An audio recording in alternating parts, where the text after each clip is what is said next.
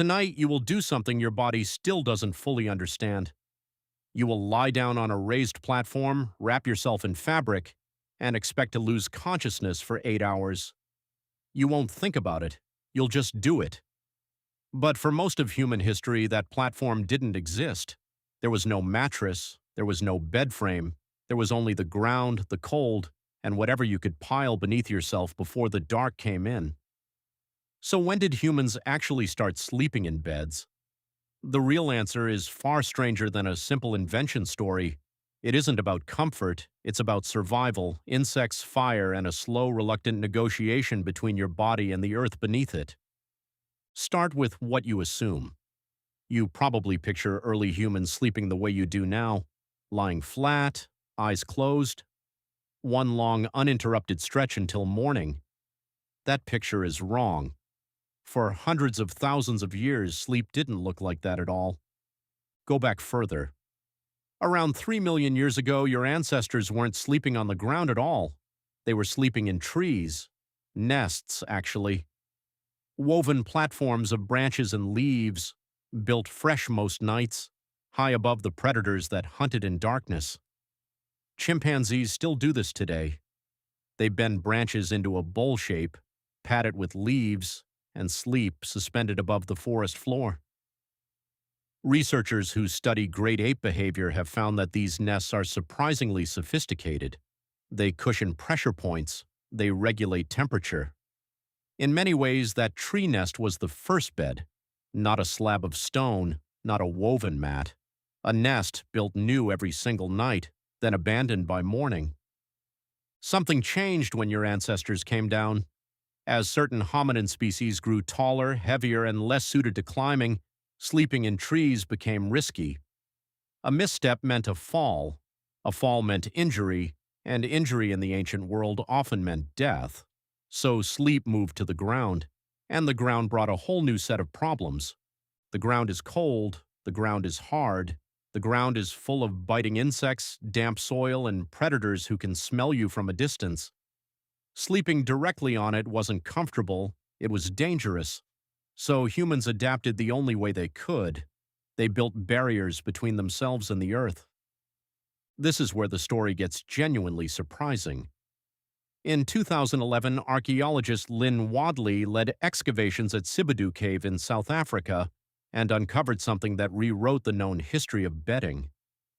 Layers of ancient plant material, dated to around 77,000 years ago, arranged in flat mats stacked one on top of another. Grass, sedge, rush plants, laid down deliberately, replaced repeatedly over generations. This wasn't a random pile of leaves. It was structured, maintained, and reused. It was functionally a bed. But here's the detail that made headlines. Some of the plant layers contained traces of a specific tree, Cryptocarya woodii, whose leaves contain natural insecticidal compounds. In plain terms, your ancestors were lining their sleeping mats with a plant that repelled insects. 77,000 years ago, they understood something about chemistry and pest control long before anyone wrote it down. That's not primitive behavior. That's problem solving at a level that should make you rethink what ancient even means. So the bed didn't start as a comfort object. It started as a defense mechanism, a barrier against cold, against parasites, against the damp ground that could bring illness. Comfort came later, almost as an accident. Think about what that means for a moment. The first bedding technology wasn't invented to help you feel good. It was invented to keep you alive through the night. Every layer of grass, every leaf chosen over another leaf was a small calculated decision made by people who couldn't afford to get it wrong. Choose the wrong plant, and insects swarm the sleeping area. Choose the wrong location, and dampness rots the bedding within days.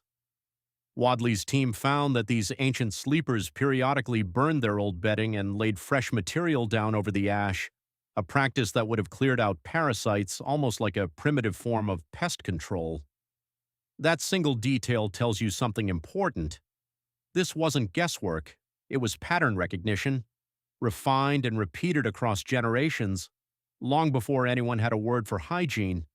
And this happened tens of thousands of years before agriculture, before permanent settlements, before anything you'd recognize as a house. The people building these mats were still highly mobile. They didn't own furniture. They didn't have walls. What they had was knowledge, tested against the reality of surviving the dark, and passed down carefully enough to survive tens of thousands of years in the archaeological record. Now think about how you actually sleep, one long stretch, all at once, ideally uninterrupted. Historian Roger E. Kirch spent years digging through court records, diaries, and literature from pre-industrial Europe and found something that overturned the assumption entirely.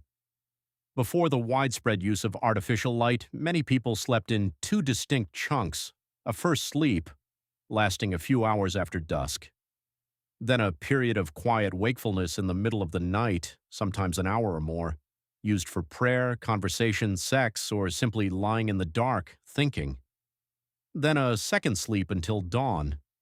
This wasn't insomnia. It was normal. It was expected. References to first sleep and second sleep appear so casually in old texts that Ekirch concluded it was simply how people understood the night, right up until artificial lighting stretched the evening later and compressed sleep into a single block. Your ancestors weren't broken sleepers. You are the anomaly. Your one-block night is the historical outlier, not the rule. Consider what that middle-of-the-night waking hour was actually used for. Ekirch found references to it in letters, medical texts, and even legal depositions, where witnesses casually mentioned events that happened during the watch between first and second sleep. People used that quiet hour for prayer, for conversation with a bed partner, for getting up to check on animals or a fire. Some simply lay awake in the dark, thinking in a state modern sleep researchers now associate with light, restorative rest rather than dysfunction. There was no anxiety attached to lying awake at 2 in the morning. It wasn't a failure to sleep, it was simply part of sleeping. Compare that to how you probably feel the next time you wake at 2 a.m. and can't immediately fall back asleep. That flicker of panic, that reach for your phone to check the time, is a distinctly modern reaction to something your ancestors would have considered completely unremarkable. And it wasn't just timing that differed. Position mattered too. For most of human history, almost nobody slept flat on their back the way modern mattress marketing assumes is ideal. Neuroscientist Jerome Siegel led a landmark study comparing sleep patterns across 3 modern hunter-gatherer and forager societies, the Hadza of Tanzania, the San of Namibia, and the Tsimane of Bolivia, groups whose lifestyles closely mirror ancestral human conditions. His team found something that quietly demolished a lot of modern sleep anxiety. These groups slept on average 6 to 6.5 hours a night. Fewer hours than doctors often recommend for people today. They rarely napped. They had almost no reported insomnia, despite sleeping on the ground, on hides, or on simple woven mats, without mattresses, without pillows, without temperature-controlled bedrooms. Their bodies synced tightly to natural light and temperature drops rather than any schedule or surface. The takeaway wasn't that modern beds are unnecessary. It was that comfort, as you define it, might matter less to actual sleep quality than you assume. What mattered more was light, temperature, and rhythm. So if elevated cushioned beds weren't strictly necessary for good sleep, why do they exist at all?